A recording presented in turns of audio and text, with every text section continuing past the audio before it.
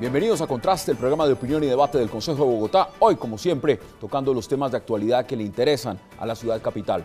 Temas como el predial, que tiene a muchos bogotanos en ascuas. Sencillamente, la recaudación de impuestos ha subido de manera impresionante en la ciudad capital y son muchos los bogotanos que están desesperados haciendo colas en los bancos para mirar cómo pueden ponerse al día con el impuesto predial. ¿Qué está pasando? Lo vamos a debatir esta noche. Hablaremos también de esa marcha del 9 de abril por las víctimas, por la paz de Colombia. Cómo se vivió en la ciudad capital, cuáles fueron sus resultados y sobre todo en el marco de lo que significa el proceso de paz en La Habana. Y al final hablaremos también de un tema que siempre le interesa a todos, la seguridad en Bogotá. ¿Qué está pasando con esas cifras y cómo se está manejando desde la Administración Distrital y desde la Policía Nacional? Así que quédese con nosotros porque aquí de inmediato empezamos con este especial programa de los temas importantes de Bogotá. Y qué placer darle de inmediato la bienvenida a tres concejales, al concejal Celio Nieves, a la concejal Soledad Tamayo, también al concejal Josman Martínez y al jefe de redacción de Periódico El Tiempo, Yesid Lancheros. Qué gusto que estén esta noche con nosotros y gracias por aceptar esta invitación. Bueno, ustedes, gracias. Bueno, vámonos de inmediato. Concejal Tamayo, qué gusto que esté acá. No, el gusto es mío, que me hayan invitado a este encuentro. Bueno. Creo que como usted lo ha anunciado, hay unos temas muy sensibles para los bogotanos y particularmente el tema del impuesto predial que se vence hoy 10 de abril, el pago con el 10% de descuento. Creo que es un buen tema traerlo hoy en discusión. ¿Y cómo le ha ido usted con ese tema, con el predial? Pues aún no lo he pagado, tocará recurrir no, a las... usted está como muchos, o sea, muchos bogotanos están así. Nos toca recurrir al 10%, pero utilizando muchas piruetas financieras. ¿No es una penalidad muy alta ese 10%? 10% es bastante y creo que vale la pena, como dice la administración, toca pagar y toca hacerse al 10% de descuento y los que no tienen seguridad y tranquilidad de que su impuesto predial corresponde a la realidad de su inmueble, entonces haga el reclamo. Hoy todavía hay marchas en la ciudad porque están inconformes y porque últimamente ha aumentado enormemente el recaudo por ese concepto. En el año 2003 teníamos un recaudo de 446.000 millones de pesos. En el año 2009, 772.000 millones de pesos. Y en el año 2014, 2 billones de pesos. La administración dice que es por el aumento de contribuyentes. Creo que esa no es la razón que justifica. Porque si en el año 2011 teníamos 1.305.000, subimos en el año 2014 a 1.326.000. Para muchos no cuadran justamente esas cifras. Concejal, ¿cómo le ha ido usted con el impuesto predial? Bueno, pues nosotros hemos hecho una jornada con la comunidad donde nos entregaron un caso terrible en la localidad de Kennedy, que la variación del avalúo y del predial subió un 15% en una localidad como Kennedy, un 16% en Bosa, donde el estrato es 2 y 3. Y un señor me entregó su recibo para pagar 11 millones de pesos de impuesto predial por su casa. O sea, absurdo, o sea, se sale de proporción. ¿Cuánto se puede ganar esa persona en su salario mensual? ¿De qué salario podemos estar hablando? Este señor de cosa particular tiene un taller de mecánica, es el atonero del barrio. Entonces es un oficio muy artesanal, muy de barrio, que él da para soportar a su familia exclusivamente. Él dice, no tengo cómo pagar, puso el reclamo, definitivamente no se lo aceptaron, y uno ve cómo Catastro juega con las cifras. Para cobrar impuestos sí pone la fórmula, la pone al techo, al máximo. Y nosotros, en un debate en el Consejo, logramos demostrar cómo Catastro, en las localidades de Suba y Bosa, donde va a ser expropiación de estas casas para poder construir la avenida Ciudad de Cali al Ahí sur sí es al mínimo. Y al Bosa, no, la bajaron al mínimo. Mira, tanto, o sea, sí, tengo el documento para comprobarlo, que aumentaron del 2003 al 2014, fueron aumentando todos los años el valor de la casa. Es impresionante. Y para el 2015 le bajaron todo porque el distrito les va a comprar. Entonces, para expropiar sí le bajan el valor, pero para cobrar impuestos le suben al máximo cuando el salario mínimo de la gente no aumentó ni los pensionados más del 4 o 5% Es que esto en el lo que más está afectando es a la clase media, a las clases que de una u otra manera siempre han querido tener vivienda propia. ¿A usted cómo le ha ido, concejal, con el predial? A mí me ha ido regular. Yo vengo precisamente porque en eso siempre nos comprometemos, ¿no? Una cosa es lo que a veces uno dice en el Consejo y otra es la actuación. Yo creo que si vamos y le preguntamos a los concejales de la ciudad si ya pagaron el predial, yo creo que el 95% ya lo pagaron, incluido quienes hablan. Yo lo pagué ayer. Yo también. Eso tengo que ser sincero, ¿no? Pero lo he pagado. Segundo, a mí me parece que indudablemente las reclamaciones de un sector importantísimo de la capital de la República es justo. Pues la ley existe y se dice por algunos siempre que hay que aplicarla y que la ley es dura y suficiente, ¿no? Yo creo que es la justeza en esta oportunidad. Pero yo quiero dar una información adicional para precisar algunos elementos que son interesantes para el debate. Póngalos. Uno, hay una obligación de establecer los avalúos catastrales porque así están establecidos en la Ley Nacional del Plan de Desarrollo en su artículo 24. Lo que hay es que mirar si ese artículo 24 se debe modificar y le corresponde al Congreso de la República. Porque arriba, ahí es donde se establece un rango de tiempo para que en términos máximos entre 1 y 5 años se hagan esos autoavalúos catastrales. Si uno observa que en Bogotá los vienen aplicando año a año, pues el efecto va a ser supremamente fuerte frente al impuesto predial. Primero eso. Segundo, está la Ley 44 de 1990 que establece igualmente las normas de catastro e impuestos sobre la propiedad raíz. Es decir, ahí hay unos parámetros que lo deben cumplir todas las entidades territoriales. Pero igualmente está el COMPES 3824, que tiene un elemento que para mí es sorpresivo. Le dice a todo el país cómo se debe establecer el autoavalúo catastral, cómo establecer el impuesto predial, y dice a excepción de Bogotá.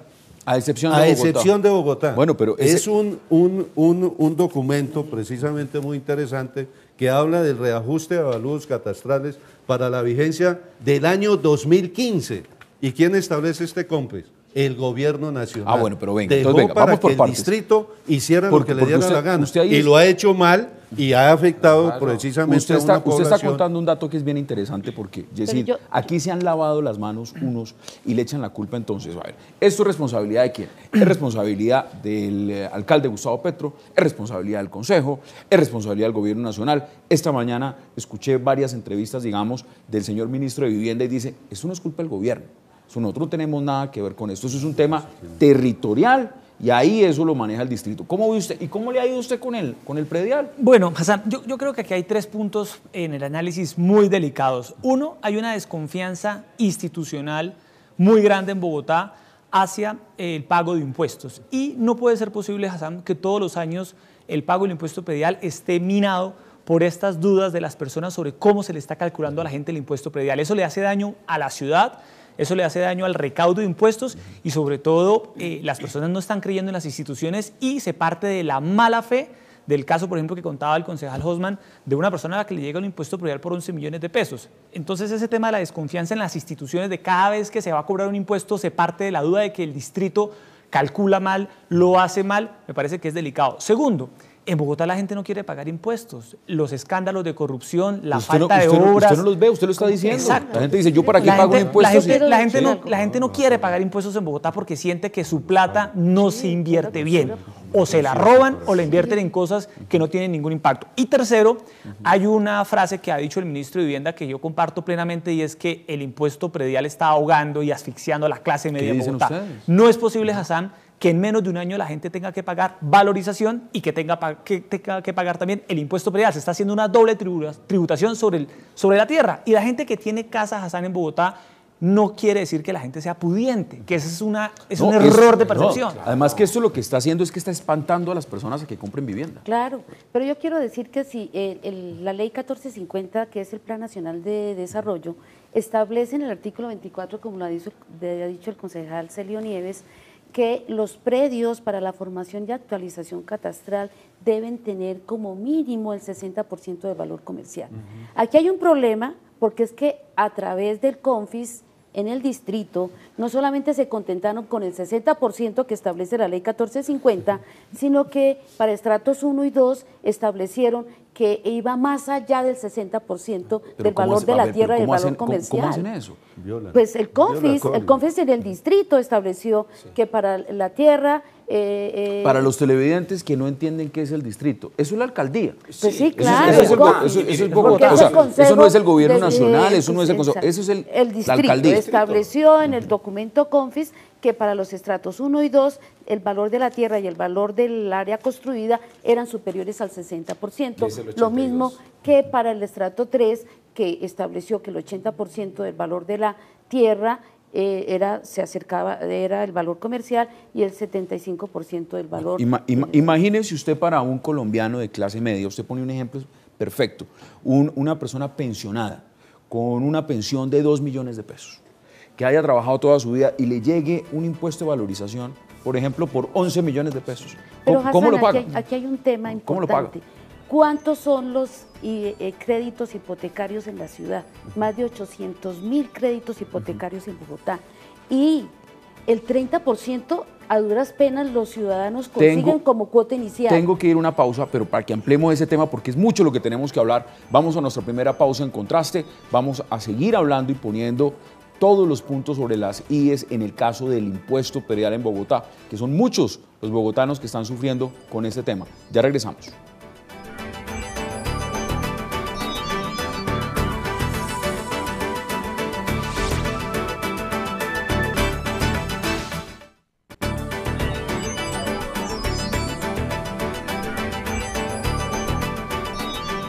Cada año, por esta fecha, los dueños de bienes inmuebles de Bogotá salen a las calles a protestar por el excesivo cobro en el impuesto predial y este año no fue la excepción. Hemos sido agredidos en nuestros bolsillos terriblemente con esta alza de impuesto predial tan absurda.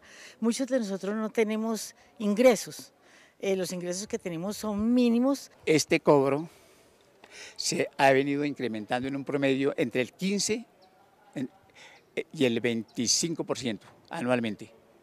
Y la inconformidad mía es porque yo soy pensionado y las pensiones se han ido aumentando en un máximo del 3.5% anual. Recae este impuesto sobre la propiedad de gente que a lo largo de muchos años hemos conseguido un bien inmueble para, como producto de nuestro trabajo a lo largo de muchos años, podamos descansar en estos años ya largos. Más de 1.300 quejas quedaron radicadas en la Secretaría de Hacienda. El plazo para pagar el impuesto predial con el 10% de descuento se venció el pasado viernes 10 de abril. Regresamos a Contraste y acabamos de ver una nota que es muy clara, muy puntual de lo que está pasando en Bogotá con este impuesto. Yesid, mire, el secretario de Hacienda en vacaciones cuando se hace el debate en el Consejo. Eso pasa en Colombia, eso es acá normal. Ahora, 120% de incremento en algunos casos. Usted ahorita me va a mostrar, concejal, le vamos a mostrar a la Cámara lo que ha sido casos puntuales. Pero, Yesid, en este caso, ¿qué se puede hacer cuando, por ejemplo, en los Estados Unidos hay una frasecita muy puntual que dice: lo único seguro que usted tiene en la vida es la muerte y los impuestos? Así dice, death and taxes.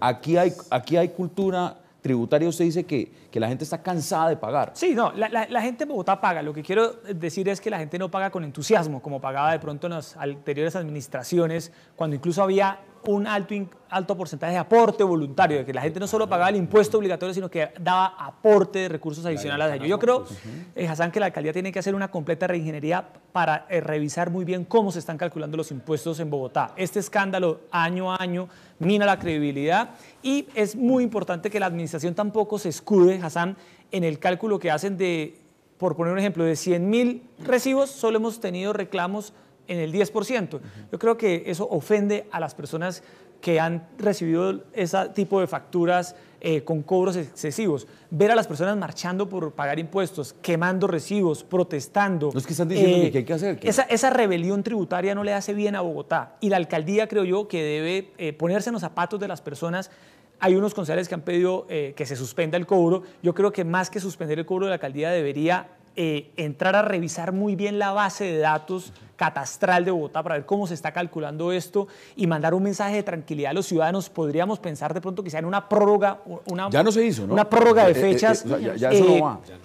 Pero no se hizo. Entonces, también es un poco, de alguna manera, desafortunada la actitud del distrito, porque tenía la posibilidad de haberlo revisado. Muéstreme usted, tratemos de hacer a la cámara un plano cerrado, de pronto si alcanzamos ahí, de lo que significa eso que usted tiene ahí, que es bien interesante mirarlo. Mira, aquí podemos ver cómo este señor le llegó por 11 millones de pesos con el descuento del 10%, porque sin descuento le toca pagar casi 13 millones de pesos. 13 millones. 13 millones, esto es en Kennedy. Ahora, muéstreme ese otro y este que usted estaba es el diciendo. que van a expropiar. ¿Y cuánto pagó el año pasado? No, este no tengo el del anterior, aquí no aparece el del Pero anterior. ahí sí está, en el otro que usted va a mostrar. Pero en este sí aparece desde el año 2000, mire, aparece desde el año 2006, esto es en la localidad de Suba. Sí. A este señor lo van a expropiar, o sea, el distrito le va a comprar su casa. Y como el distrito necesita pagarle lo más barato que pueda, pues mire la trampa que le hizo al ciudadano. Desde el 2003, desde el 2006, le empezó a subir año tras año los impuestos. Mientras él paga, le suben los impuestos. Sí, mientras él pagaba y era su casa. Del 2006, de 30 millones al 2014 le subieron a 91 millones.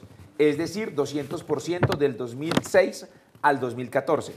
Y en el 2015, como lo tienen que expropiar, le bajaron de 91 millones a 86 millones. ¿Usted puede creer todo eso? para pagarle menos a la gente. ¿Usted puede creer eso? Esto es absurdo. Cuando el contralor en el Consejo nos mostró unas cifras muy técnicas de parte de su equipo, donde en Bogotá, en la última década, todo Bogotá le aumentaron la valorización por medio del predial en un 84%. Es de las ciudades que más ha crecido en valor de tierra por medio de impuestos, cuando el salario de la gente en esta década no ha superado el 30%. Lo vimos en la nota muy claro diciendo un señor pensionado, mi pensión sube un 5%. Máximo. Sí. Mi pensión sube un 5%. Y resulta que tengo el predial que sube el 120%. ¿Cómo paga una persona normal?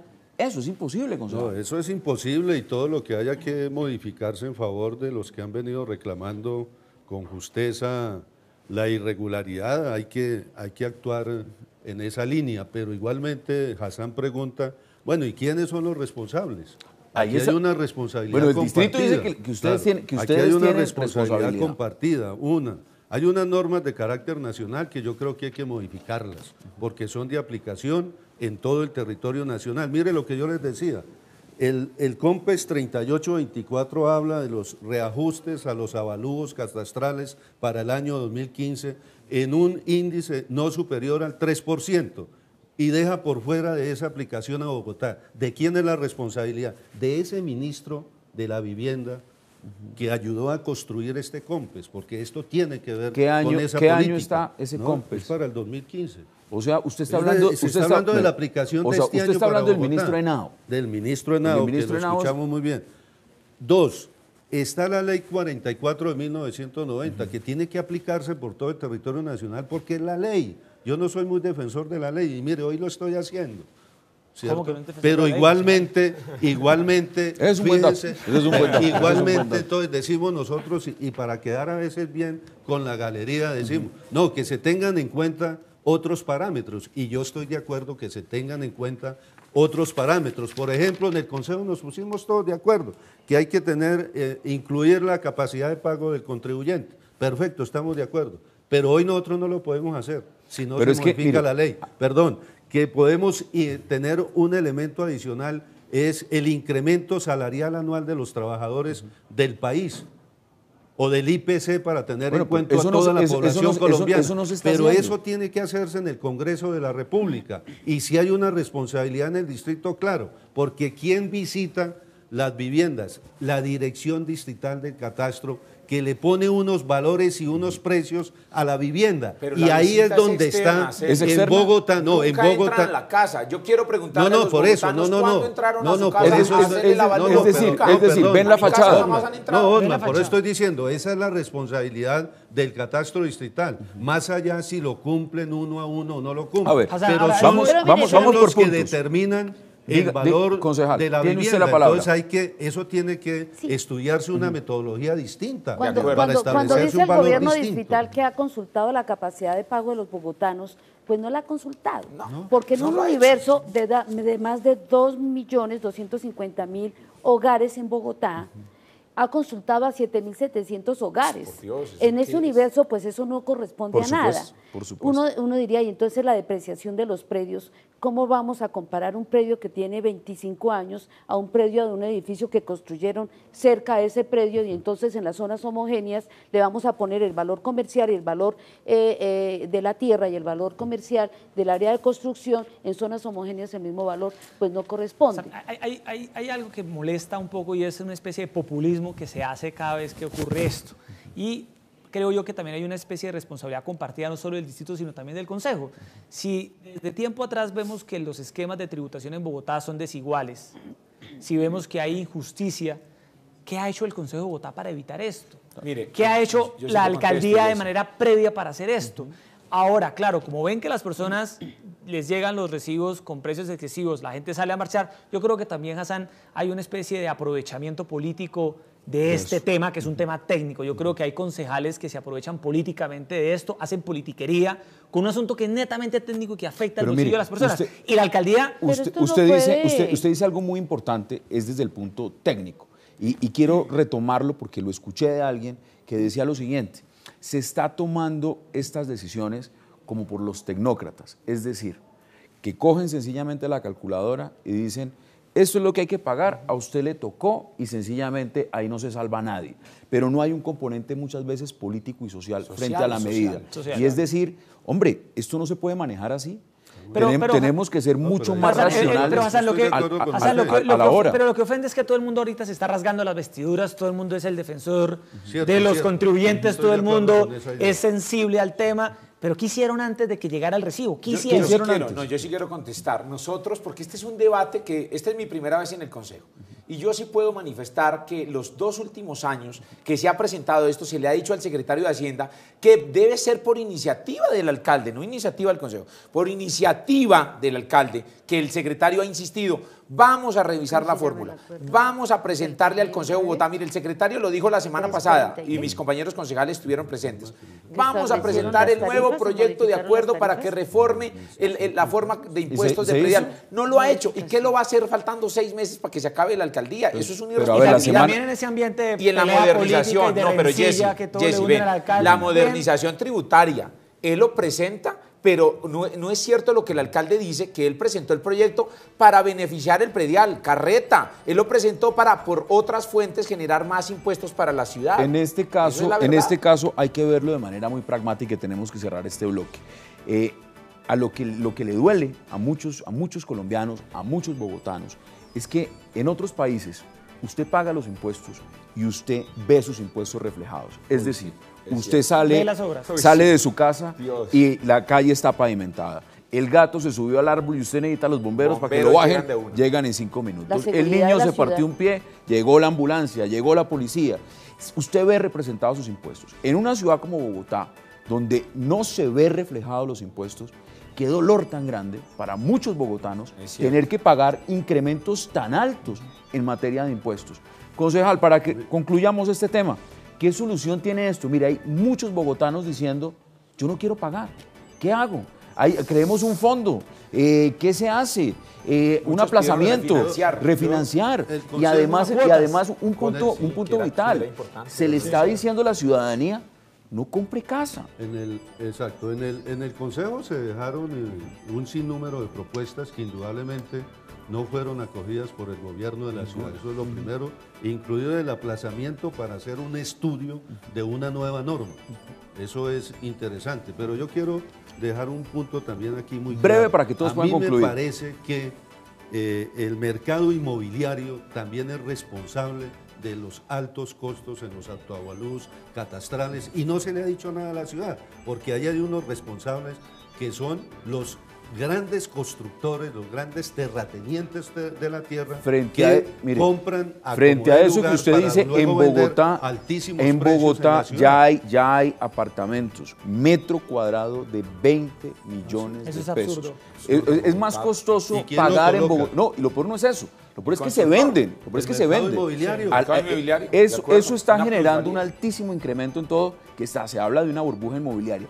Brevemente, concejal, sus conclusiones. No, yo también diría que hay una especulación del valor de la tierra en la ciudad y que el tener en cuenta la administración, el mercado inmobiliario, cómo se mueve, no puede ser la justificación para decir que nos estamos acercando al valor comercial y que estamos dando cumplimiento a la ley.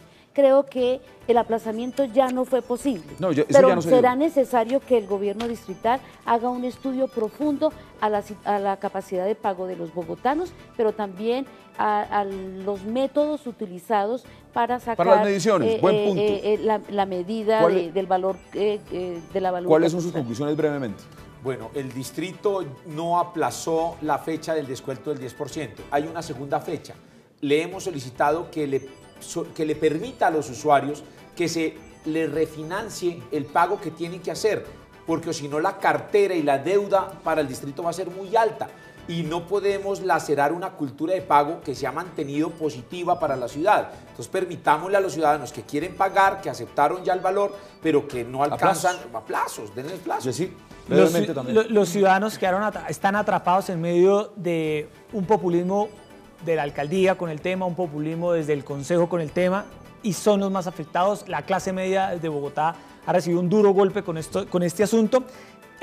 Tener casa en Bogotá no es sinónimo de tener liquidez. A la gente no se le puede gravar la tierra 2 veces en menos de un año. Eso es ilegal, eso es antitécnico, eso afecta a la economía de un hogar. Claro. Y tercero, esperemos que este escándalo no sea el escándalo de todos los años por esta época, sino que por favor los señores concejales y los señores de la alcaldía se pongan serios y tramiten un nuevo proyecto para darle orden a este tema. Ese es el punto. Vamos a la pausa en Contraste. Recuerde nuestra dirección, @Contraste Bogotá en Twitter. Envíenos todas sus opiniones y comentarios y participe, por supuesto, activamente de este debate.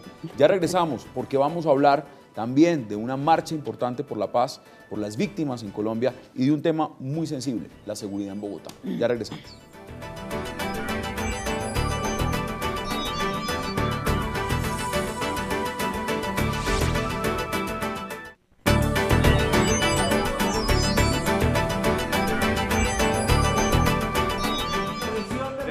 Desde el Centro de Memoria, Paz y Reconciliación comenzó esta gran concentración con la participación de concejales de todas las bancadas apoyando el actual proceso de paz. Yo creo que hay un compromiso del país con que la guerra definitivamente se extinga del escenario nacional y pasemos a una reconsideración de convivencia contra la violencia. Esta es una movilización en respaldo al proceso de negociación, no a ninguna de las partes en particular, y por supuesto este es un anticipo de lo que podría ser un respaldo mayoritario en las urnas a un acuerdo de paz que habrá de celebrarse prontamente entre el gobierno y las guerrillas en Colombia. Hoy estamos nosotros también reclamando es que el conflicto entienda que hay unos bienes comunes, que hay unos recursos naturales, que si no son manejados de forma pública, de forma adecuada, pues no vamos a tener posibilidades de territorios en paz. Otros dirigentes políticos también participaron de la movilización, invitando a los colombianos a creer en el proceso de paz. Este es un mensaje tanto a la Mesa de La Habana como a todos los sectores del país que no quieren aceptar que la paz es el camino. Lo que está hoy en la calle son una marea blanca, personas que vienen de las regiones, de la misma ciudad de Bogotá, en muchas partes del país también, diciéndole un sí rotundo al proceso de paz, que comience pronto otro proceso con el ELN. Creo que lo que tenemos que decir hoy es la inmensa satisfacción que sentimos de esta movilización tan impresionante, de este espaldarazo al proceso de paz. El alcalde Gustavo Petro aseguró que Bogotá es la ciudad de la paz. Yo creo que el mensaje central de esta enorme multitud, de este llamado, de este grito ciudadano, es contra quienes quieren perpetuar la guerra. Aquí Bogotá les dice, esta ciudad no es para los violentos. Por otro lado, el concejal Osman Martínez, aunque apoyó la marcha, también denunció que la Secretaría de Integración Social no brindó atención a más de 150.000 niños y niñas, pues sus maestras debían asistir obligatoriamente a la marcha.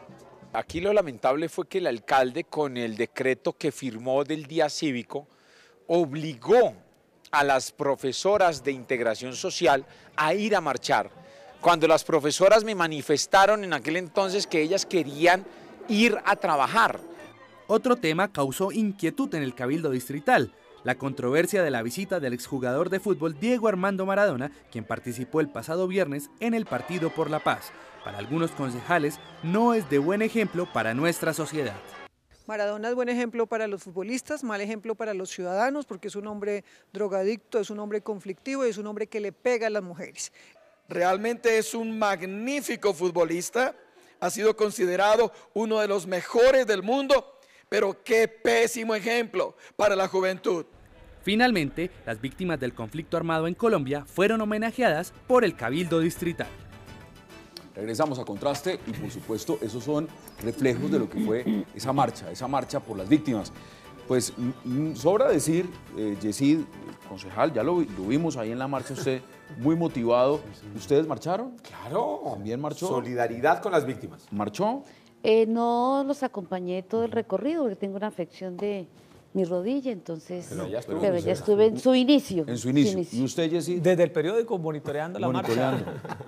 Monitoreando. Ahora, esta marcha, antes de que... ¿Hassan marchó?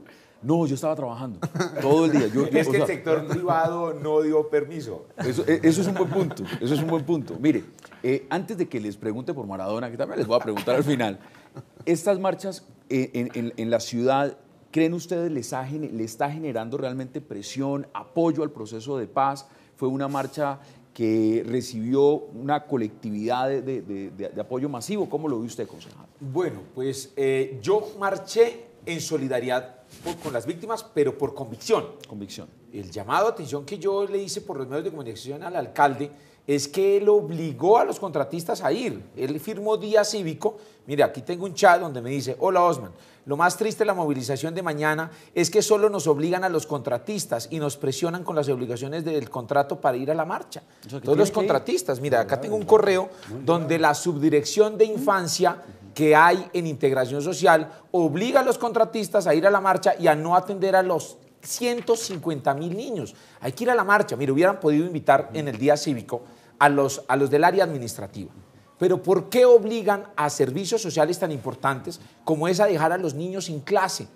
Si queríamos ser solidarios con las víctimas, hagamos unos actos simbólicos en el aula de clase para enseñarle a esta nueva generación que había un pasado de guerra que no hay que repetir, pero eso lo podemos hacer enseñándole en el aula de clase. No el niño cuidado por la abuelita o la vecina, que fue lo que pasó el día de ayer con 150.000 niños en Bogotá. Pero por el resto, me encanta la diversidad política que se presentó en la marcha. Varios sectores. No, varios muchos, sectores. Pero varios todos sectores. a favor de la paz y hay que mantenernos firmes y constantes en la defensa de la paz. ¿Cómo lo ve usted? Yo creería que a partir de la ley 1448 del 2011, donde se establece que el 9 de abril es el día para recordar a las víctimas, pero también para solidarizarnos con las víctimas, no solamente recordatorio, sino también el día de ayer yo encontré es que es una manifestación de quienes estuvimos y de los que no estuvieron, porque hay algunos que no van, pero sí están convencidos de que los diálogos de paz en La Habana tienen que ser una realidad y una esperanza que tenemos todos los colombianos de lograr algún día que los campos de este país puedan llegar su gente y pueda retornar a sus tierras. Ahí veíamos, en esa nota veíamos al congresista senador Iván Cepeda diciendo y ojalá se abra una mesa de diálogo con el ELN también. Eso esperaríamos y quisiéramos que ojalá no se dilate tanto y que ojalá todo lo que tenemos y esperamos los colombianos al fin algún día lo logremos. Uno creería es que si es el Día de las Víctimas, ojalá haya una reparación, ojalá haya una atención a esos 80.000 desplazados forzosos que cada día llegan a la ciudad capital y que no solamente a Bogotá, sino a otras ciudades capitales del país hay muchas están llegando. víctimas también, porque esto hay que verlo en una lupa muy amplia, que han dicho, a ver, estas movilizaciones, ¿cuánto cuestan? ¿Cuánto valen? Se cuestionó mucho si Maradona cobraba o no cobraba, si es un buen ejemplo o no, si se puede invertir de otra forma. El tema de las movilizaciones y de las marchas es un derecho legítimo. Ahora, la pregunta es, ¿usted cree que estas marchas están realmente soportando un apoyo fuerte al proceso de negociación en La Habana? Lo decía la concejal Soledad, no la marcha como tal, sino el día 9 de abril se hace en razón de una ley de 2011, una ley de la República, por una ley de víctimas. La marcha es un símbolo en una coyuntura actual de un proceso de negociación que se está surtiendo en La Habana. Fue un cálculo también escoger esa fecha, ¿no? No, el año pasado también hubo marchas y hubo paneles y discusiones tanto en el Congreso como en el Consejo de Bogotá. Ayer nosotros hicimos una evaluación del comportamiento del distrito frente a la reparación de las víctimas y a los desplazados que llegan a Bogotá en los números dichos por la concejal Soledad.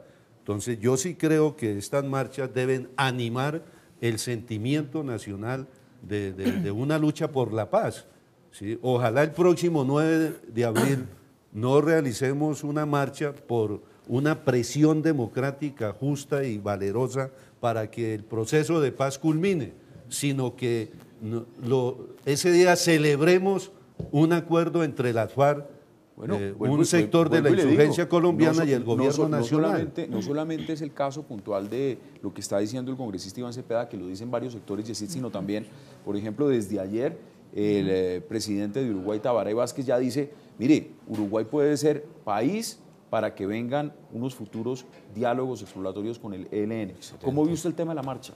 Me parece sano, incluso no me molesta, ¿sabe qué, Hassan? Que le sugieran a los funcionarios que asistan a la marcha. A mí eso no me molesta, creo que es una sugerencia saludable. No creo que los estén invitando a cometer un delito. Una cosa es que los inviten, otra cosa que los obliguen. Sí, bueno, ahora también tenemos que... Sí, la sugerencia no me molesta, si es una obligación, sí. Ahora, también tenemos que entender, Hassan, que este es un país apático, indiferente. Aquí no hay una sociedad civil organizada como en España, como en Argentina, que ante algún hecho atroz de violencia se vuelca la sociedad a las calles. En Colombia, incluso las marchas, siempre tenemos que estar viendo si sí salió la gente o no salió, porque esta es una sociedad muy apática. Y es un poco hasta mezquino muchas veces, desde ciertos sectores, estar midiendo si funcionan o no funcionan.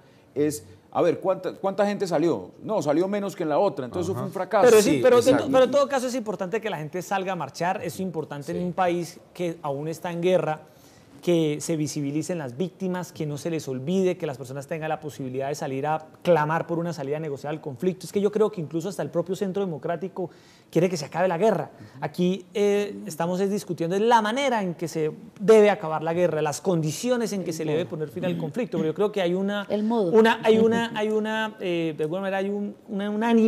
respaldo unánime a que el conflicto armado en Colombia se cierre, y estas marchas por la paz ayudan, contribuyen. Es mejor que haya cada día marchas por la paz y no haya hechos de violencia. Muy brevemente, porque vamos a cerrar este bloque, ¿y a usted cómo le pareció lo de Maradona?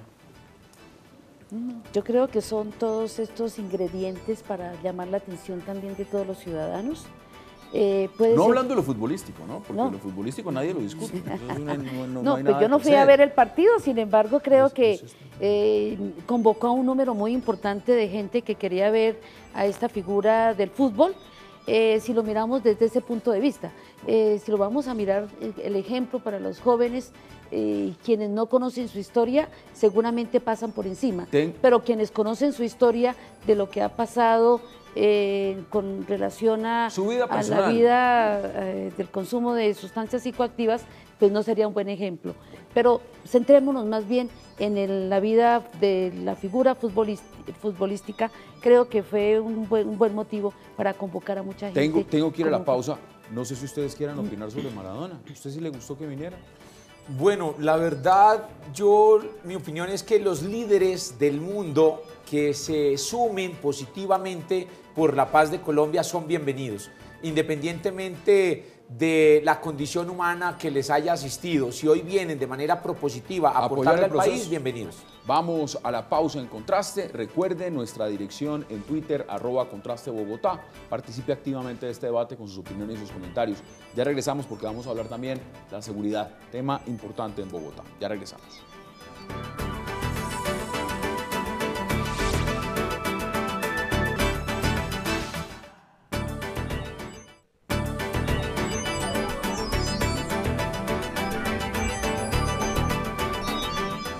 Regresamos a Contraste en el último bloque a hablar de un tema muy importante, la seguridad en Bogotá. ¿Qué está pasando con las cifras? ¿Cómo es la percepción?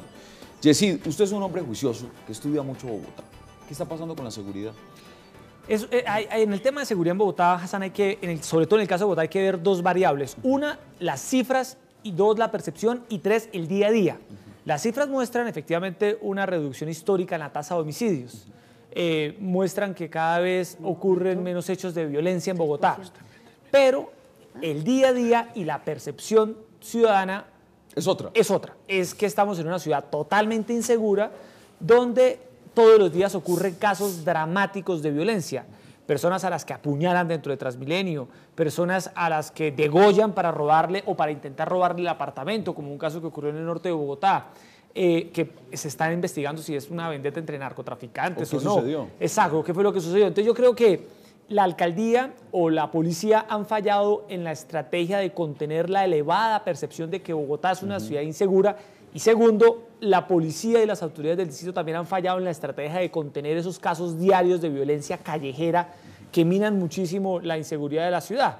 Efectivamente vivimos en una ciudad donde el riesgo de ser atracado, de ser robado... No es una ciudad fácil, es una megaciudad. Exacto, es muy alta la posibilidad de que aquí seamos víctimas de un atraco, de un robo, y las autoridades se han quedado cortas en el tema de atraco callejero. En homicidios nos va muy bien, Hassan, pero en atraco callejero las autoridades en Bogotá se desbordaron por completo. Concejal, ¿usted cómo ve el tema de la seguridad? Varios debates se han puesto también en el Consejo. En algunos ha podido ir el general Guatibonza, en otros no. ¿Cómo ve el manejo que se le ha dado al tema de la seguridad? Yo creo que lo que acaba de decir Yesid es acertado, en mi opinión. El problema de percepción es muy elevado. La realidad hay que confrontarla mucho más con mejores estadísticas y con mejores fuentes. Las fuentes son manejadas indistintamente también. La maneja la policía, la maneja la Secretaría de Gobierno, la maneja la Fiscalía, etcétera. Entonces yo creo que debe establecerse un solo ente que establezca esas estadísticas. Y segundo, hay también muchas fórmulas para decir cómo disminuir la violencia, la inseguridad, no solamente en Bogotá y en el país. Y yo tranquilamente digo algo que de pronto no va a solucionar en el corto tiempo esa problemática, pero si nosotros invertimos más en dos hechos contundentes, la violencia, la agresión, la inseguridad y el mejoramiento de la convivencia se va a dar en Bogotá cultura ciudadana, y en otros países del mundo. Uno, cultura ciudadana, porque también hay un problema comportamental de los ciudadanos de la capital de la República. ¿Es una ciudad violenta en ese sentido? Primero, es decir, ¿hay falta de tolerancia? Yo creo que eso hay que tratarlo con más rigurosidad. Y dos temas adicionales, Hassan, es más educación. Es que yo no puedo permitir que todavía no hayan jóvenes que terminan su bachillerato y no sepan qué hacer después de terminar su bachillerato. Es decir, se gradúan, el papá en su familia les da un ponquecito gala con Coca-Cola y hasta ahí fue. Y se quedan en el desempleo. Entonces, educación y empleo ayudan a disminuir las tasas de violencia y de agresión en esta ciudad y en cualquier ciudad. ¿Cómo se explica ese punto tan importante que es la percepción y las cifras? Mire, he entrevistado a muchas personas y me dicen, es que uno ve un noticiero en Colombia y lo primero que ve es muertos aquí, muertos acá, balaceras, crímenes, atracos, y la percepción de las personas entonces es, estamos viviendo en el caos, es el caos. Ahora, hay que matizarlo también y ponerlo en el terreno. ¿Qué tanto es el caos y qué tanto estamos en la ficción? ¿Cómo está la seguridad en Bogotá? Pero yo también. Sí. Yo quisiera aportar algo complementando lo del compañero Celio. Es cierto, si uno decide en una ciudad buscar seguridad, tal vez no la encuentre si no es por medio de la educación y las oportunidades laborales. O sea, el incremento de robo, de raponeo, también es un nivel de falta de oportunidades en un país y en una ciudad como esta. En el tema que tú hablabas de la percepción de cifras y demás, es cierto. Aquí un llamado de atención respetuoso a los comunicadores, a ustedes. Tenemos que empezar a comunicar lo positivo de este país. Este país, aparte de las cosas malas que suceden en calle, pasan 1000 cosas bonitas en las calles.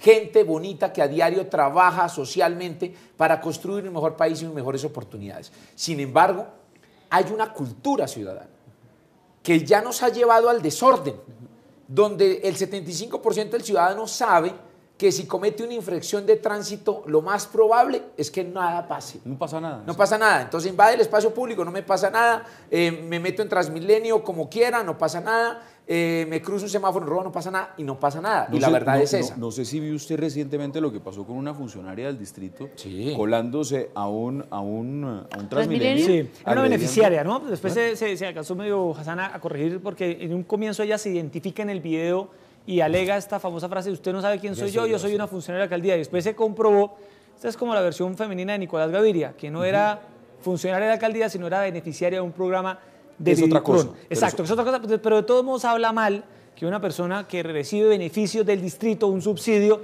oye, pues está intentando curar a Transmilenio y maltrata de esa manera a un policía. Pero ese es quizá uno de los puntos más importantes. Se ha perdido mucho en Bogotá el tema de la cultura ciudadana, ¿no? El respeto, la tolerancia por los demás. Por supuesto, lo que se había ganado en el gobierno de Mocus, creo que los gobiernos siguientes no siguieron la misma línea de trabajar en ese aspecto, y por eso hoy hay muchas riñas, porque falta la capacidad de pago de resolución de conflictos. El desempleo, como ustedes lo han dicho, la tasa de desempleo en Bogotá es del 7.7%, una de las más bajas, pero detrás de esa tasa de desempleo hay un 30% de informalidad, y entonces, por supuesto que es altísimo. Pero de igual manera, yo diría que lo que ya registramos en la ciudad, si bien es cierto, es el atraco callejero, el atraco a personas, hay también unas bandas organizadas, sofisticadas, entrenadas, de comando, que están generando bastante preocupación a las autoridades y a todos los bogotanos, porque hoy vemos fácilmente, como usted decía, Yesid, como hasta degollan a los propietarios de los inmuebles por atracarlos. Suceden muchas acciones. Aquí ha estado en este programa en 2 oportunidades el concejal Horacio José Serpa, denunciando justamente el tema de las bandas.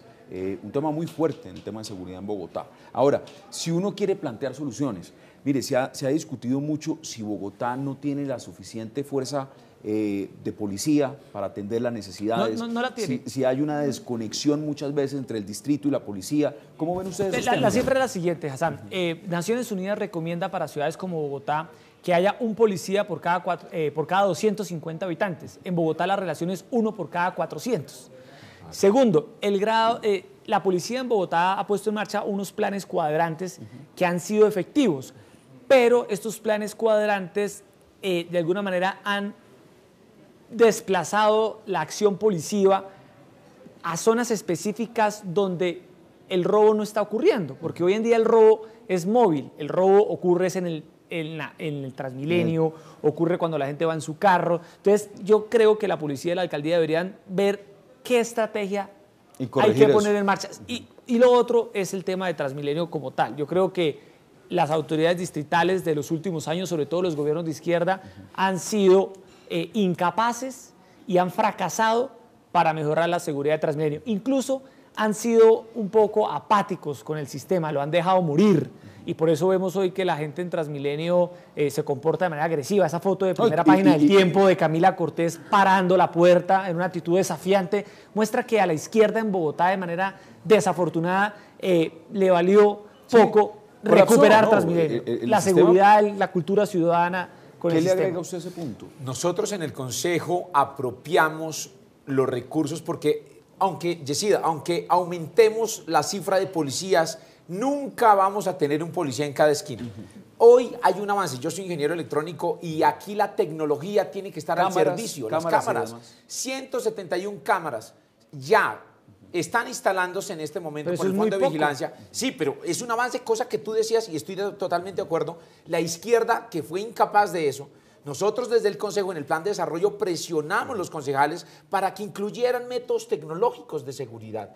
Porque el policía, sí, porque el cuadrante, el policía coge al raponero, lo lleva a la fiscalía, el otro día lo sueltan, porque no había una evidencia fílmica, algo documental que diera fe que efectivamente había robado o que era un expendedor de droga en una esquina. No, y no hay policía especializada en Transmilenio, no hay una policía especializada, son muchachos bachilleres que de alguna manera los delincuentes, perdónenme la expresión popular, pero un delincuente le da sopa y seco a un bachiller en Transmilenio, lo burla por completo. El policía en Transmilenio está con un bastón, con un palo, son muchachos que no están entrenados y estas bandas son sofisticadas.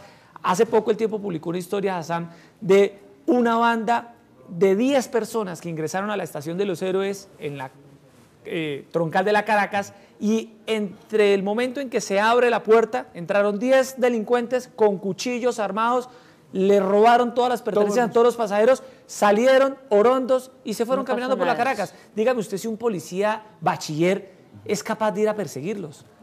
Eso es sencillamente increíble. Nos quedan pocos minutos. Sí. ¿Cuál es su conclusión donde deberían estar esas mejoras, concejal? No, las mejoras, vuelvo y las repito, para mí el problema de la inseguridad no es un problema ideológico solamente. Aquí la inseguridad, si estamos hablando de un proceso de paz de más de 60 años, que no fue responsabilidad de la izquierda colombiana, ¿no? Estamos precisamente animando para que esos problemas se solucionen. Yo sí vuelvo a decir, la cifra del desempleo, si bien es cierta, no es la más alta del país y influye en el acto individual por la persona no irse a acostar sin comer absolutamente nada. Muy difícil. Bueno, y la educación, para mí es educación y más empleo. Aquí hay 19.000 policías y podemos tener 50.000. Oh, y el tema de la cultura pero si la gente sigue, es muy importante. Sigue en el desempleo, sencillamente sigue haciendo la Se nos ha acabado el tiempo. Concejal Celio Nieves, como siempre, un placer y gracias por aceptar la invitación. Muchas gracias. Concejal Soledad Tamayo. El microtráfico también nos está haciendo un daño terrible y sobre todo a los jóvenes y muchachos que sin terminar incluso su bachillerato se han dedicado al consumo. Hoy la ciudad tampoco está preparada para atender a todos estos hogares que sufren esta situación lamentable de tener en sus hogares miembros de su familia involucradas en esos asuntos. Concejal Josme Martínez, como siempre, qué gusto. Gracias, Hassan, un placer. Y aquí también a la Secretaría de Educación convocarlo, porque hay una queja que en los colegios, cuando eran de muros, los colegios públicos tenían muros en los 4 costados, pusieron rejas, por allí el microtráfico entraba la gente. Es volver otra vez a tener los muros en los colegios para garantizar, blindar a los jóvenes mientras estén en su temporada escolar. Y Yesid Lancheros, como siempre, qué placer y gracias por aceptar la invitación. No, Hassan, al contrario, muchas gracias por la invitación y por compartir las reflexiones con los concejales y con usted. A ustedes, gracias por acompañarnos. Recuerden, el debate sigue abierto en las redes @contrastebogotá. Esa es nuestra dirección en Twitter.